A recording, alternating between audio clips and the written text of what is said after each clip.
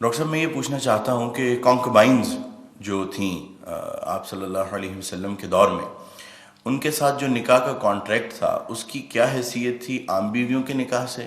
مختلف کیا تھا اس میں؟ اور ان بطور بیوی ان کی حیثیت کیسی تھی، اور ان کے ساتھ کس طرح کا معاملہ کیا جاتا تھا، اور بعد میں وراثت میں ان کا کیسا حصہ تھا؟ نیز یہ کہ کیا آج ان کی کوئی شکل معاشرے میں، کسی بھی معاشرے میں کیا باقی ہے یا اس کی کوئی اجازت ہے؟ دوسرا ڈاکٹر صاحب یہ کہ اگر اس کو ایلیبریٹ آپ کر دیں تو ساتھ یہ بھی بتا دیجیے گا کہ سورہ نساء کی جو آیات ہیں، آیت نمبر 4 اور 24، جس میں وما ملکت ایمانکم ان کے بارے میں آیا ہے، ان کو زیادہ ایلیبریٹ کرنے کے لیے کون سی تفسیر بہترین ہے جس کو پڑھا جا سکتا ہے، اگر آپ کو اس وقت آپ ریکال کر سکیں؟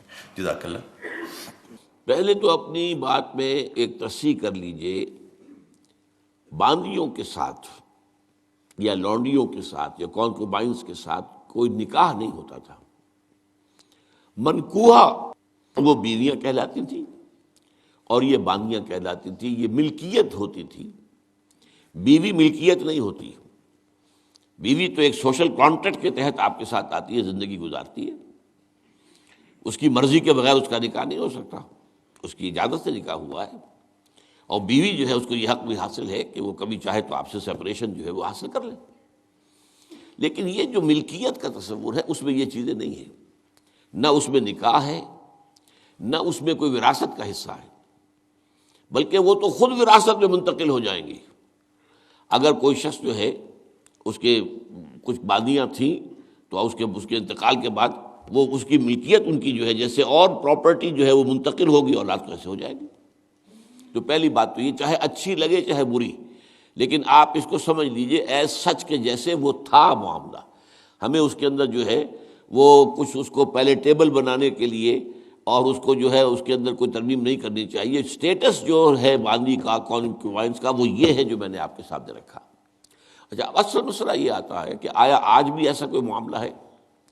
آج ایسا کوئی معاملہ موجود نہیں ہے، اور یہ لونڈیاں ہوتی تھیں حضور کے زمانے میں صرف وہ جو میدان جنگ میں مال غنیمت کے طور پر آتی تھی۔ آپ ایک جنگ ہوئی ہے، فرض کیجئے جنگ بدر ہوئی ہے، جنگ بدر میں اب جب کہ کفار کو شکست ہو گئی ہے تو آپ کو معلوم ہے ان کے جو اونٹ تھے وہ 900 اونٹ لے کر آئے ہوئے تھے، وہ سارے تو ابھی کھائے نہیں گئے تھے، اب وہ گویا کہ وہاں پر مال غنیمت ہے۔ ان کے گھوڑے اگر وہ بچے ہوئے تو مال غنیمت ہے۔ وہ جو آدمی بھاگتا وہ اپنا اسلحہ بھی پھینکتا جاتا ہے تاکہ بھاگے اور جان بچائے، یہ سب کیا ہے؟ مال غنیمت ہے۔ ایسے ہی اگر وہاں کوئی عورتیں بھی آئی ہوں، میرے علم میں نہیں ہے کہ بدر میں آئیں یا نہیں آئیں، احد میں تو آئیں، لیکن بدر کے بارے میں مجھے یقین کے ساتھ معلوم نہیں ہے، لیکن اگر عورتیں بھی آئی ہوں تو وہ باندیاں ہوں گی، وہ تقسیم ہو جائیں گی۔ یہ جو اصل غلام کا اور باندی کا تصور ہے اسلام میں، یہ پی او ڈبلیو کا حل ہے، prisoners of war, what to do with them.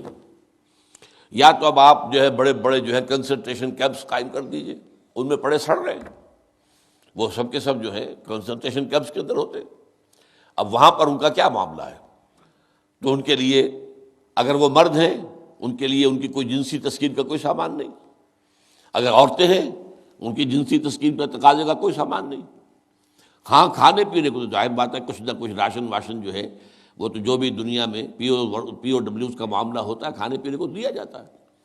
اسلام نے یہ کیا ہے کہ بجائے اس کے کہ پی او ڈبلیوز جو ہیں وہ اسلامی بیت المال پر بوجھ بن جائے، انہیں ایبزارب کرو معاشرے کے اندر، انہیں تقسیم کر دو لوگوں کے اندر، اور ان کی حیثیت غلام کی اور باندی کی ہوگی۔ انہیں آپ کو کھلائیں بھی وہ، حضور فرماتے ہیں جو خود کھاتے ہیں وہ کھلائیں، جو خود پہنتے ہو وہ پہناؤ، اچھے سے اچھا سلوک کرو۔ پھر ان کی ایمنسیپیشن کا ایک سلسلہ شروع کر دیا گیا، فلاں اگر تم سے گناہ ہو گیا ہے تو کفارہ یہ ہے ایک غلام آزاد کر دو، قتل خطا ہو گئی ہے، وہاں تم سے غلطی سے تمہارا ارادہ نہیں تھا، کوئی تمہارے ہاتھوں مارا گیا ہے، گولی چل گئی تم سے اور کوئی شخص جو ہے وہ مر گیا ہے، اس کے لیے بھی وہ غلام جو ہے آزاد کرو۔ گناہوں کے کفارے میں غلاموں کو آزاد کرنا، پھر غلاموں کو آزاد کرنے کی تلقین، نصیحت، پرسویشن، یہ نیکی کا بہت بڑا کام ہے، غلام کو آزاد کرو۔ یہ ساری چیزیں جو ہیں اس کے ذریعے سے ایک دفعہ انہیں سوسائٹی میں جذب کرنے کے بعد وہ علیحدہ ایلیمنٹ نہیں رہے، اب سوسائٹی کا حصہ بن گئے، وہ ایک گھر کے اندر ہیں، وہاں رہتے ہیں، ان کے ساتھ جو ہے ان کے مالک ہیں، اور اسی طریقے سے ان کو رفتہ رفتہ ان کی ایمینسیپیشن کا بندوبست کیا اسلام نے.